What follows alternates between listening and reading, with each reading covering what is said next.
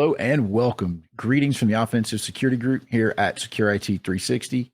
Coming at you with a new episode of the Cyber Threat Perspective. It is not Friday. We are late putting this thing out, but it is the weekend review. And so, welcome. Every week, for those of you that are new, our offensive security team here is tracking, researching, analyzing threats, basically just trying to figure out what's new and what's important for you guys so that you can be just a little better off maybe than you were last week or yesterday. So with you today is Mr. Spencer and myself, Brad. And so we got it's a short episode today, but we have some really cool stuff to talk about. So Spencer, you want to take it away? Yeah, so this will be, like Brad said, this was supposed to come out on Friday, so this will be a week in review of last week.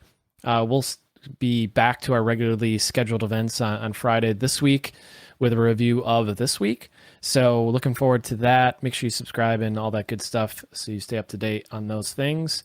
This week we have DFSCoerce, a new NTLM relaying attack. We have ransomware potential for OneDrive and SharePoint files, and discussion about PowerShell. And the NSA and a whole bunch of government entities came out with a white paper on, how to use PowerShell securely. And it's going to be a short episode, but it'll be a good one, packed with some really good information. So the first one is regarding DFSCoerce, which is a new tool that a person by the name of Philip Dragovich, I believe, if I'm saying that name right. So they released... That's how I read it. Cool. So they released a POC for a new NTLM relay attack technique, or a relay attack called DFSCoerce.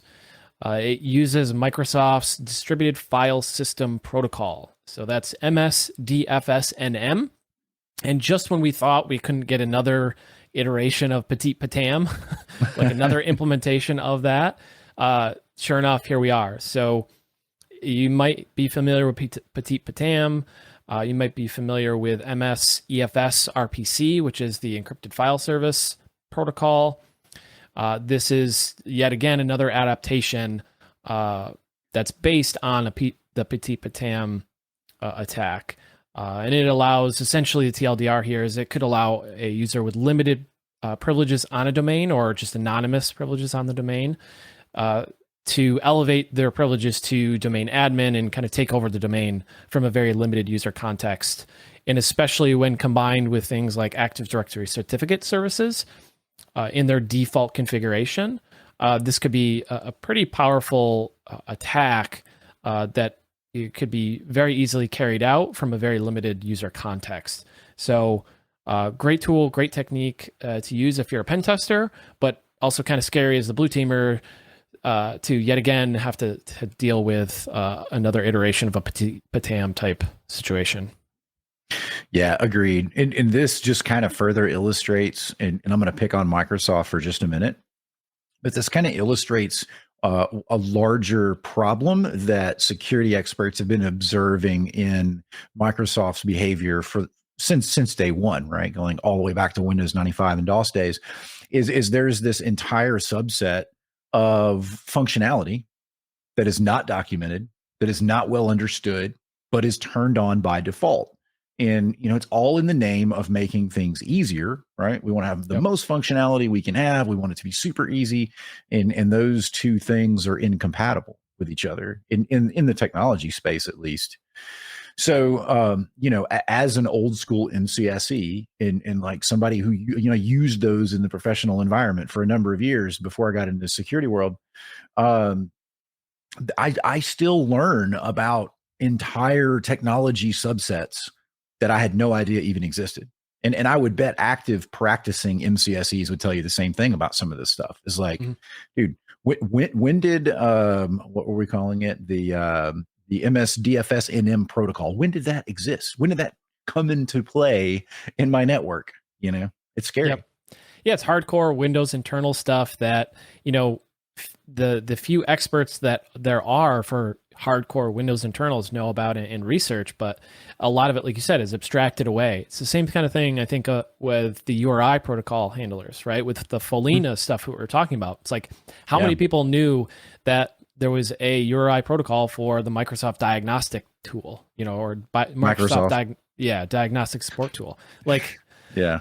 until the research comes out, a lot of security practitioners are unaware of these things, and rightfully so, right? It's not a fault. It's just how complex the Windows environment is. But alas, we're here. We're in the situation. So there is mitigations for this. There is research being done on how to detect these things, which is great. You can attempt to disable NTLM on domain controllers to try and mitigate this. You can try and disable NTLM and disable or enable HTTPS on Active Directory certificate services, which would be a good idea.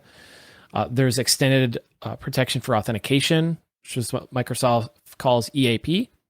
There's SMB signing. So there's ways to protect against relay attacks. And I encourage those listening to go research those things.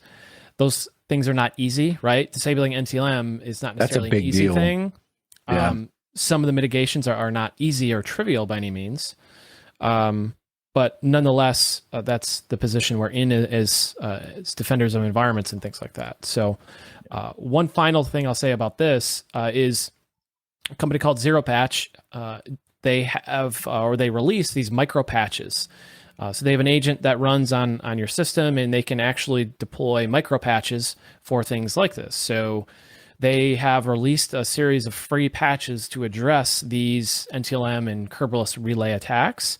So something to consider, while Microsoft tries to address these things, it could be a quick win for some of those more important systems to prevent and mitigate some of these attacks. Mm-hmm.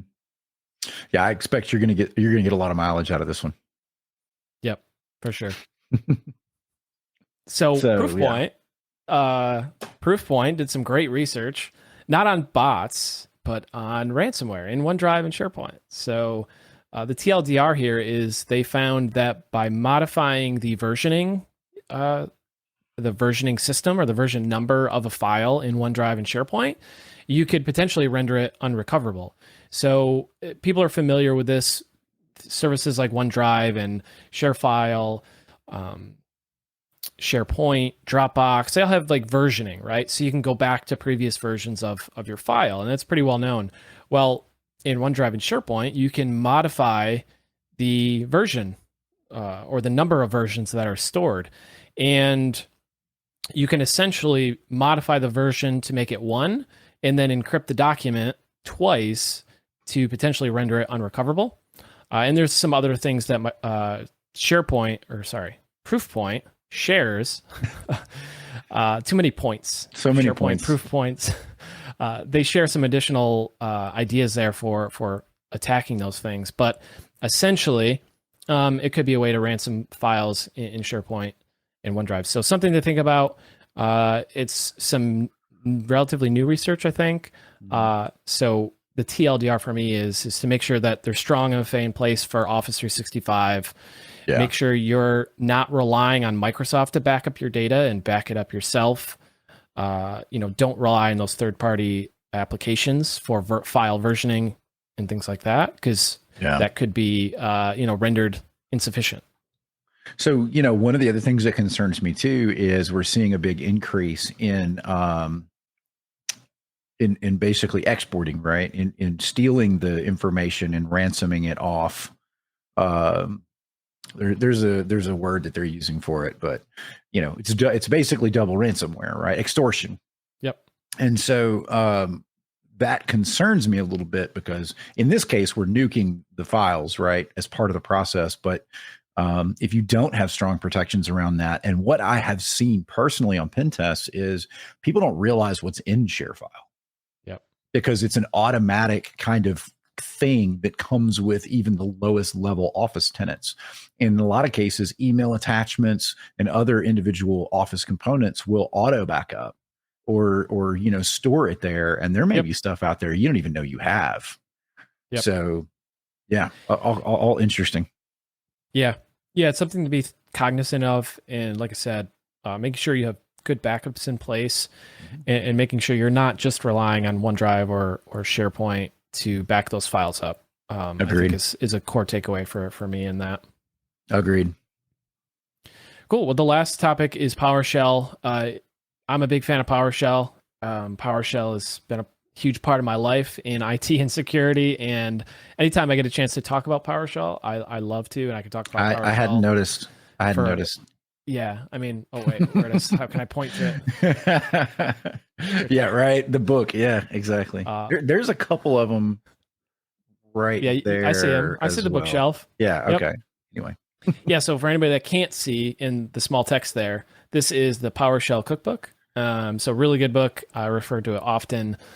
It's like a encyclopedia for all things PowerShell, but I digress. So there was a joint white paper released from several authorities like United States, New Zealand, UK, etc. And they created a white paper about advocating for using PowerShell, but using it securely. And they mentioned a lot of things like how to use PS remoting securely and the use of AMZ and constrained language mode and application control. They mentioned SSH for PowerShell 7 and all things like that. So it's a really interesting article. I recommend you check it out. If you're curious on, how to protect against PowerShell-based attacks and how to continue to use it in your environment, even though it is very highly coveted from an attacker standpoint. We see time and time again, PowerShell being used to launch exploits and initiate malware and download additional malware. So what's old is new again. PowerShell has been an attack vector for a very long time, and it will continue to be. We use PowerShell very actively on penetration tests. We essentially use PowerShell until we can't anymore. And when I say we can't anymore, I mean when PowerShell is locked down such that there's script block logging, good PowerShell logging, good application control, so you can't even launch PowerShell. Things like that will help mitigate PowerShell-based attacks, but we'll never eliminate them completely.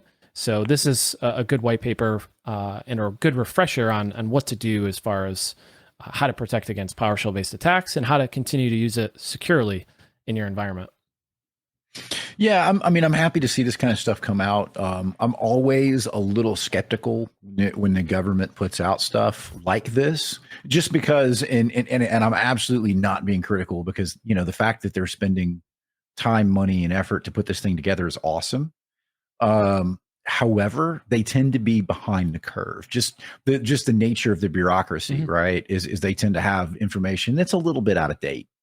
And so I noticed some of the recommendations in here we've already beaten, right? So that was interesting to me that, and it's probably a living document, probably has to be, but yeah, you can tell that some of these recommendations were recommendations that the security community were making a couple of years ago that have made it into this document. So, but again, nothing, I don't want to take away from the work that they did. It's good stuff. Yeah, I mean, PowerView, we use PowerView very regularly still on penetration tests, and PowerView's what, 9 years old now or something like that, almost? Yeah. 9 years old. And we still use it quite heavily because, a lot of people have not turned on PowerShell logging and don't have application control. And, they're just, using PowerShell from an IT administrative perspective, but they're not considering, how to harden it, how to make it harder for attackers and how to monitor it, right? That's the important part. Agreed. And just my take on it is the monitoring is the most important thing, because, you alluded to it earlier, is, you can't get rid of it. And it is going to be an integral part of Microsoft operating systems for basically forever. And it is, for more advanced administration, is a requirement. So I always, when I did more internal pen testing, I always smiled when I would try to run PowerShell and it was disabled, right? Then you just install your own. Suddenly it's treated as a different application. It's so you can't nuke this thing. You might as well embrace it. But to your point, spend the time to detect as much as you can, and maybe even leverage PowerShell as part of the process. Yep, absolutely. So good stuff. I like it. Well, I think that's all we have, Spencer. I know, like we said, it's a pretty short episode, but I think we hit some really cool stuff and gave you an opportunity to talk about PowerShell. Yeah, I love it. Awesome. Well, listen, folks, thanks for your time. Check us out on our blog over at offsec.blog, where we'll probably be talking about PowerShell on other subjects as well. And we'll talk to you later this week.